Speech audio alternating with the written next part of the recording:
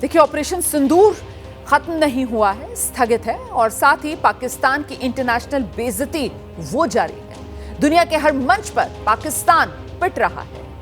एक तरह हर दिन ये सच्चाई सामने आ रही है कि ऑपरेशन सिंदूर में भारतीय वायुसेना के प्रहार से पाकिस्तान तबाह हुआ और दूसरी ओर पाकिस्तान दुनिया में जहां जा रहा है वहां पाकिस्तान को मुंह की खानी पड़ रही है।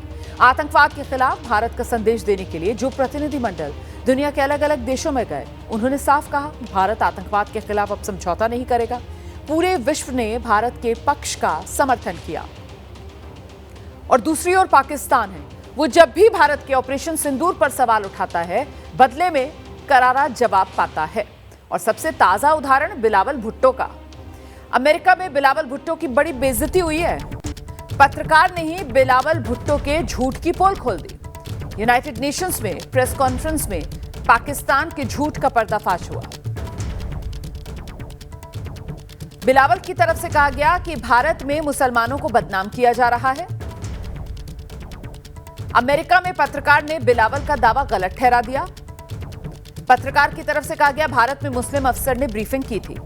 पत्रकार की बात का जवाब नहीं दे सके बिलावल भुट्टो। पहले आप सुनिए जरा क्या हुआ। I must emphasize that the global community today is less safe post this ceasefire, post this conflict in India, than we were before. And that's simply because the threshold for a full-blown military conflict between two nuclear-armed states has come down, has not gone up. We've seen during the course of this conflict how quickly the escalation ladder between our two countries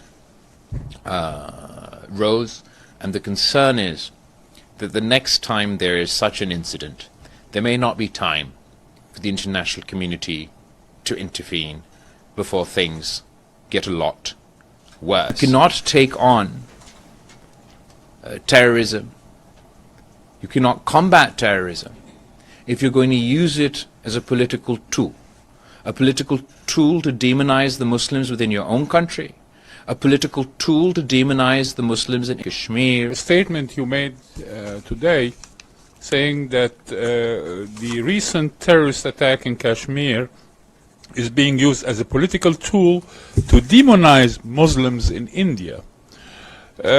Sir, I have watched the briefings on both sides, and as far as I recall, there were Muslim Indian military officers who were conducting the briefing on the Indian side. Well, as far as the operation is concerned, you're absolutely right.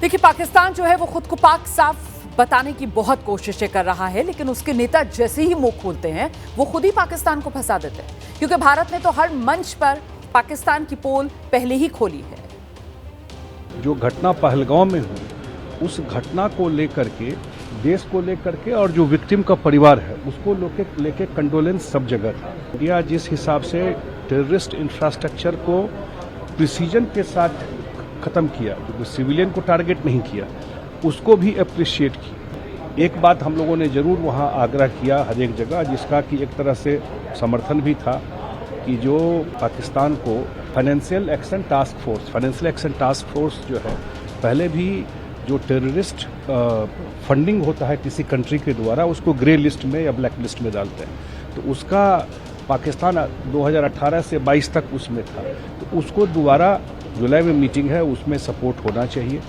अगर कोई भारत पर वापस हमला आतंकवादी करेगा तो हम कड़ा और स्पष्ट जवाब देंगे और उसी भाषा में देंगे। जो न्यूक्लियर पावर के पीछे ये आतंकवादी संगठनों को शरण देकर, प्रशिक्षण देकर और सीमा पार आतंकवाद बढ़ाने का काम जो देश करता है, वो अब ये भी समझ ले कि परमाणु धमकी चलने वाला काम नहीं है।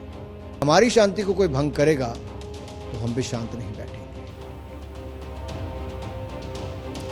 तो एक तरफ भारत के नेता हैं, पाकिस्तान पर प्रहार कर रहे हैं, और दूसरी ओर भारत की सेना पाकिस्तान के लिए खौफ बनी हुई है, और ये खौफ अभी और बढ़ने वाला है। और ये मैं क्यों कह रही हूं, इसके बारे में आप जानिए। ऑपरेशन सिंदूर के बीच वायुसेना आज युद्धाभ्यास करेगी। पाकिस्तान से सटे गुजरात के एयरबेसेस में यह अभ्यास किया जाएगा। अभ्यास में शामिल होंगे भारतीय वायुसेना के जेट विमान। अभ्यास में राफेल, सुखोई 30 और जगुआर भी शामिल होंगे। इस अभ्यास का मकसद वायुसेना की युद्ध तत्परता को बढ़ाना है और इस अभ्यास के चलते नोटिस टू एयरमैन नोटम जो है वो जारी कर दिया गया है। तो भारत ने पाकिस्तान के कितने एयरबेसेस तबाह किए? पाकिस्तान इसको छिपाता है, लेकिन फिर कुछ ऐसा करता है कि अपने ही झूठ में खुद फंस जाता है। एक बार फिर पाकिस्तान ने अपनी तबाही के खुद सबूत दिए हैं। दरअसल पाकिस्तान की एयरफोर्स ने टेंडर जारी किए हैं।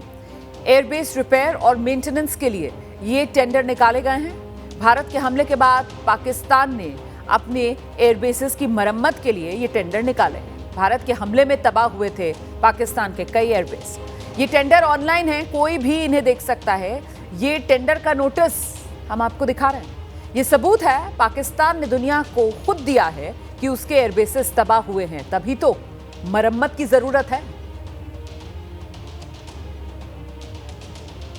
तो देखिए किस तरीके से ये पाकिस्तान के रावलपिंडी का चाहे एयरबेस हो, चाहे पेशावर में, चाहे हैदराबाद में, कराची में, ये अलग अलग जो एयरबेसेस हैं वहां के लिए पाकिस्तान की वायुसेना ने टेंडर निकाले हैं मरम्मत करवाने के लिए।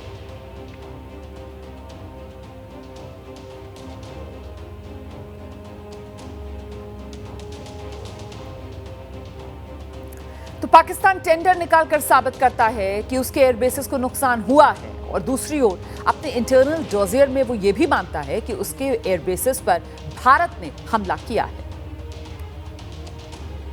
पाकिस्तान की ऑपरेशन बुनियाल उल मरसूस के डोजियर में खुलासा किया गया है कि भारतीय सेना ने बताई गई जगहों से ज्यादा लोकेशन पर हमले किए। इस डोजियर में नक्शे के साथ साथ उन जगहों के नाम भी हैं जहां भारतीय सेना ने हमला किया। पाकिस्तान के डोजियर में दावा किया गया है कि भारतीय सेना ने पेशावर, झांग, सिंध, पंजाब के गुजरात, गुजरावाला, बहावलनगर, अटक और छोर पर हमले किए। डोजियर में कहा गया है कि भारत ने पाकिस्तान में 8 और जगहों को टारगेट किया, लेकिन भारतीय सेना ने इन हमलों की जानकारी दुनिया को नहीं दी।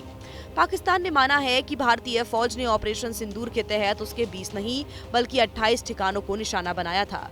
पाकिस्तान ने अपने डोजियर में भारत की ओर से दागी गई मिसाइलों की भी जानकारी दी है और पाकिस्तान के मुताबिक झेलम और चिनाब नदी के बीच पड़ने वाली डींगा और खरियन में भारत ने मिसाइलें दागी।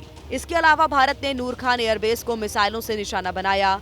मुरीद, शोरकोट, रहीम यार खान एयरबेस पर भी हमले किए। वहीं लाहौर, पेशावर, कराची में भारत ने ड्रोन हमले किए।